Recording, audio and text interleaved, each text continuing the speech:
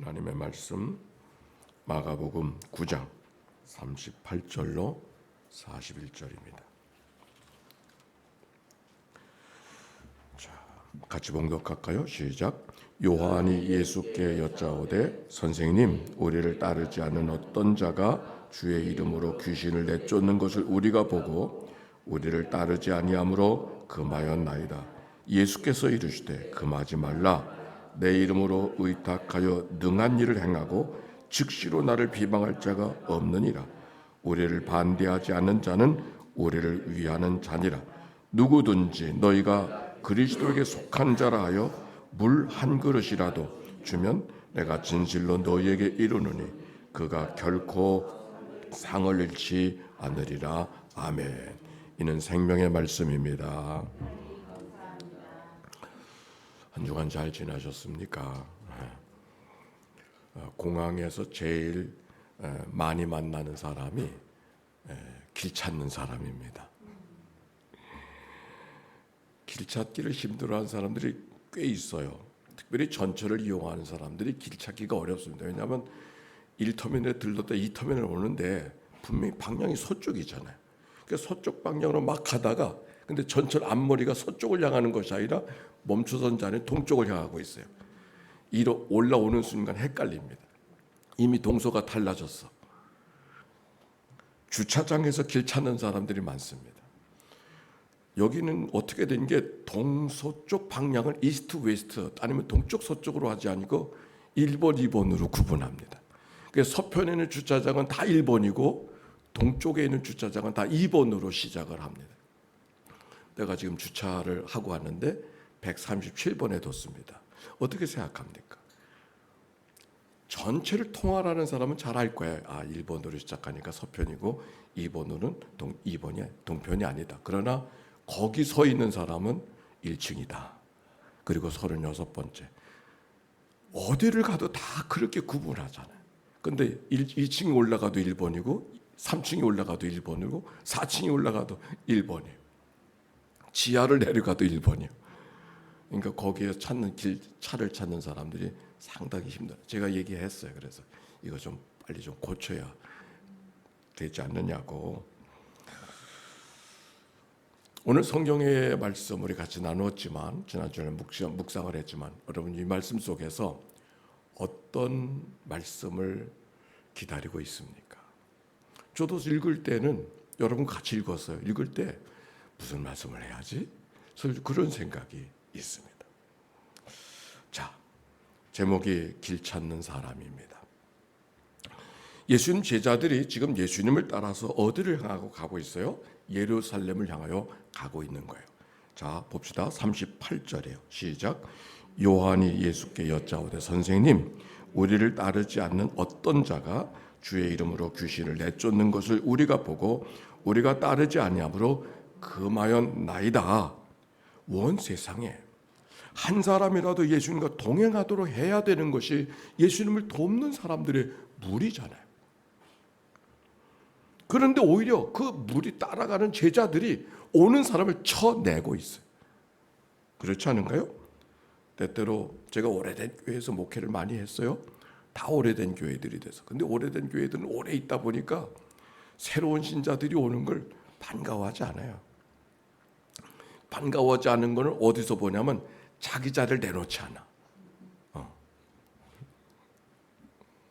오히려 경계하고 그만둬도 별로 목사는 마음이 아파가지고서 어떻게 온 사람인데 그러니까 그 한 사람을 어떻게 하든지 교회의 공동체에 소속시킬 애를 쓰는데 신자들은 별 생각이 없어. 왜 내 자리 뺐지? 이런 생각이 더 많은 것처럼 느껴졌어요. 여기 제자들이 바로 그런 거예요. 성경 속에 제자들이 쳐내려고 하는 사람이 누군지는 잘 모르겠어요.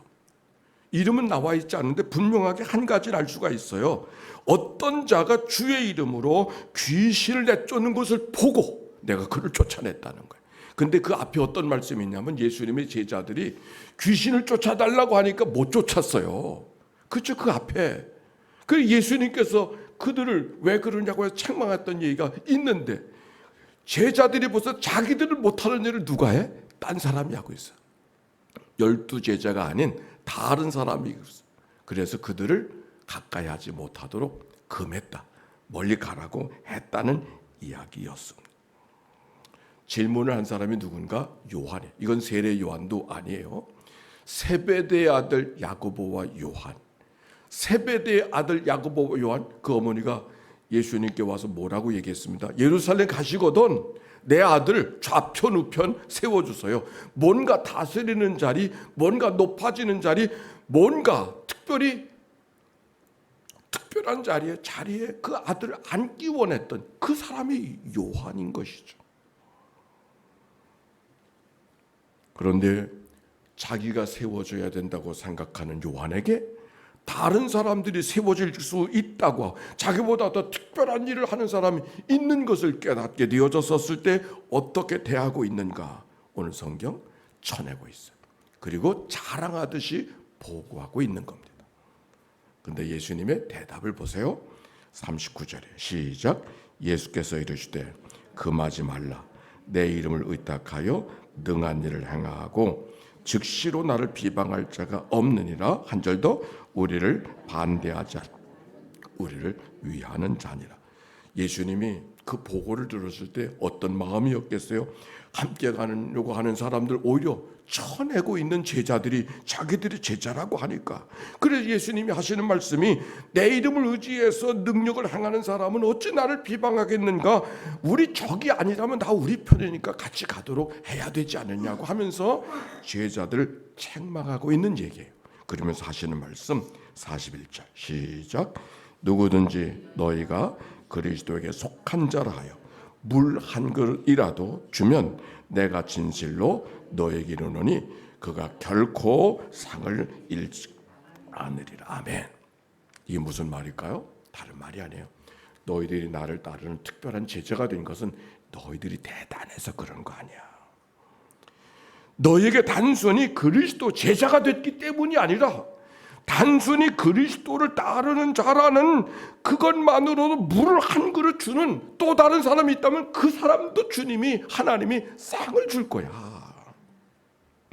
너희가 대단한 사람에게 대단한 일을 하는 것이 아니라 대단치 못해도 대수롭지 않은 일을, 물 한 컵 주는 거 대수롭지 않은 걸 지금 얘기하는 거잖아요. 그 대수롭지 않은 일을 할다 할지라도, 대단하지 않은 사람에게 대수롭지 않은 일을 하는지라도 그 사람을 향한 하나님이 상이 있다고 이야기하는 이 이야기. 왜 그렇게 말씀하실까? 누구든지 함께 더불어 살기를 원하는, 누구만이 아니라 특별한 사람만이 아니라 대단한 사람만이 아니라 누구든지 함께 더불어 있기를 원하는 주님의 마음을 읽어갈 수 있지 않아요? 오늘 성경 본문에 다 읽어가지 못한 이 본문 다음에 나오면 눈이 너를 범죄하는 찍어버려, 뽑아버려라, 손이 범죄하는 찍어버려라, 그 말씀이 왜 그런지 아세요? 너희가 대단한 것 같아도 손으로 범죄 안 하니? 입으로 범죄 안 하니? 눈으로 범죄 안 하니? 다 찍어버려야 돼. 근데 찍어버리라는 얘기가 아니죠. 그럴 수가 없잖아요. 너희는 너희들의 잘못을 밥 먹듯이 하면서 왜 눈에 거슬린다고 찍어버리려고, 쳐내려고 하는가? 그래서 그 말씀이 오늘 본문에 마지막 절이 뭔지 알아요? 소금을 두고 화목하라 그래요. 소금을 두고 어떻게 하든지 화목하라고 하는 그런 말씀이에요. 그렇죠?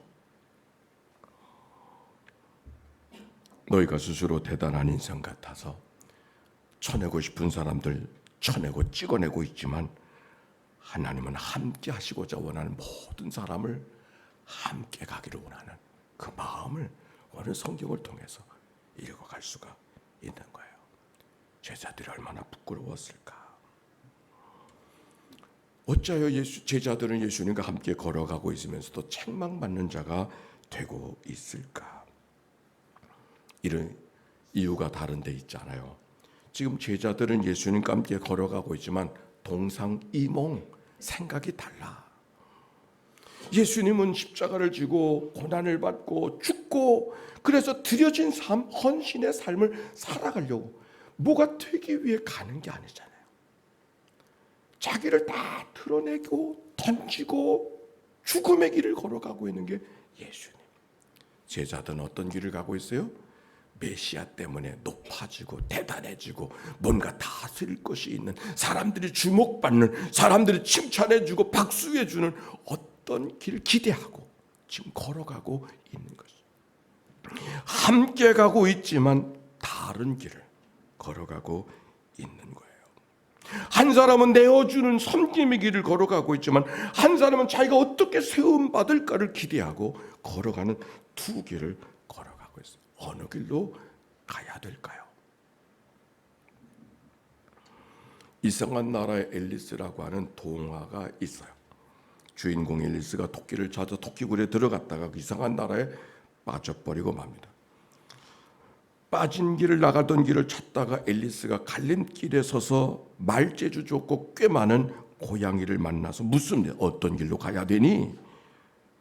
고양이가 앨리스에게 묻습니다. 어디로 가는데? 앨리스는 어디로 가는지 몰라서 묻는 거 아니냐고. 고양이가 이렇게 대답합니다. 어디로 가는지 모르면 아무 데도 갈 수 없어. 오늘 말씀의 제목을 이렇게 찾은 정한 이유가 있습니다. 직관에 어느 한 형제가 제게 찾아왔어요. 간단한 대화를 나눈 다음에 그가 이렇게 말했어요. 목사님, 길 찾아왔어요. 인생의 길이 뭔지 그 길 찾아왔습니다. 저는 50여 세가 될 때까지 결혼도 안 하고 지금까지 방황하면서 이제 공항에 막 취직한 지 한 달 됐습니다.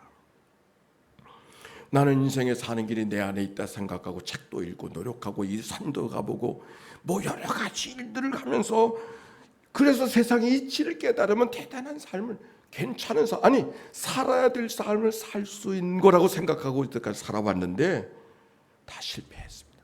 그게 아니었습니다. 그리고 이제 마지막, 그래도 먹고 살아야 되니까 공항에 일자리가 있어서 이곳에 와서 일자리를 얻었습니다. 목사님, 길을 찾기 원합니다.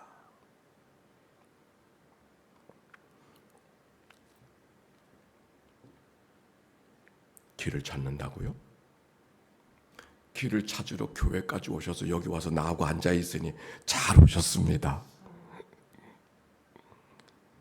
그런데 길은 나나 당신이 아니고 예수님의 길이라고 말씀하지 않으셨나요? 내가 길이요 진리요 생명이니 나로 말미암지 않고는 아버지께로 올 자가 없다고. 갓 태어난 어린아이가 사는 길은 엄마 품이잖아요. 자기 생일을 자기가 정한 사람이 있나요? 아니, 가는 날을 자기가 정할 사람이 있나요? 인생의 시작도 제 마음대로 아니고 인생의 마지막도 제 마음대로가 아닌데 내가 어떻게 길이 되어요? 길은 나나 당신에게 있잖아요. 그래서 예수님 말씀하셨어요. 내가 길이라고. 형제가 지금 길 찾아오셨네요.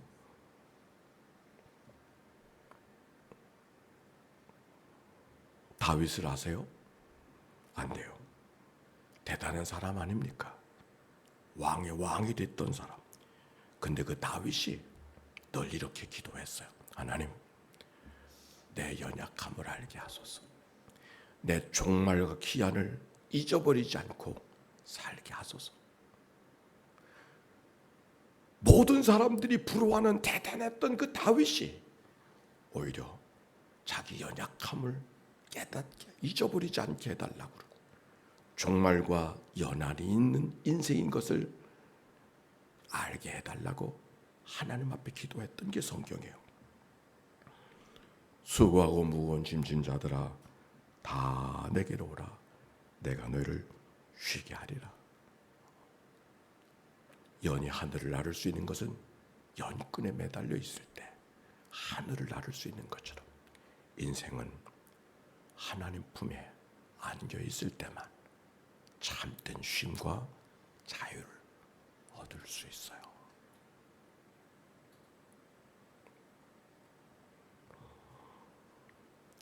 더 이상 말을 잇지 못했어요. 그가 이렇게 말했어요. 목사님,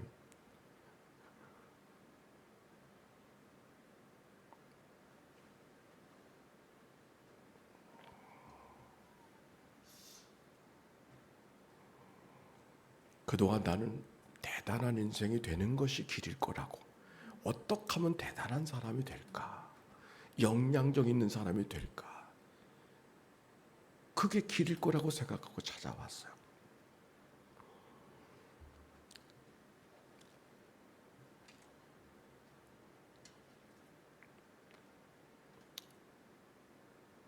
그 형제와 더불어 이야기를 나누고 식사를 같이 나누고 커피를 나누고 오랫동안 같이 교제를 하면서, 그리고 마지막에 이렇게 물었어요. 형제가 왜 이곳에 왔는가를 하나님 앞에 물어보세요. 그리고 형제와 나눈 대화를 내가 다른 사람하고 이야기해도 괜찮을까요? 허락 맡았어요. 지금 일하고 있을 거예요. 오늘 주님이 우리에게 말씀하십니다. 주님은 그런 길은 없다고. 하나님이 오늘 찾으시는 사람은 제자들을 찾으시는 것이 아니라 보통 사람들,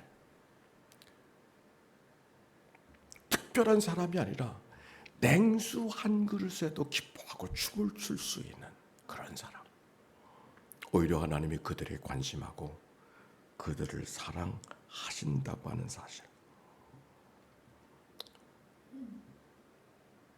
길은 어디에 길이 있는 것이 아니라 오늘 하나님의 사람으로 나와 만나는 사람들에게 그리스도의 사랑과 하나님의 주의 은혜를 나누고 더불어 살아가려고 할 때 하나님의 가장 기뻐하시는 길이 우리 안에 있는 거 아니냐고. 또 한 주간이 시작이 됩니다.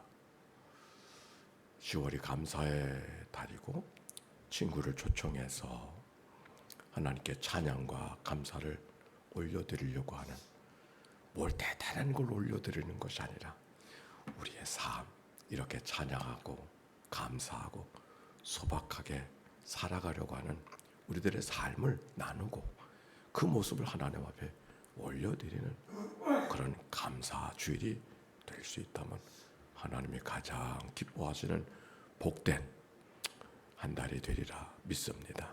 그런 은혜가 모두에게 임하게 되기를 주의 이름으로 축원합니다.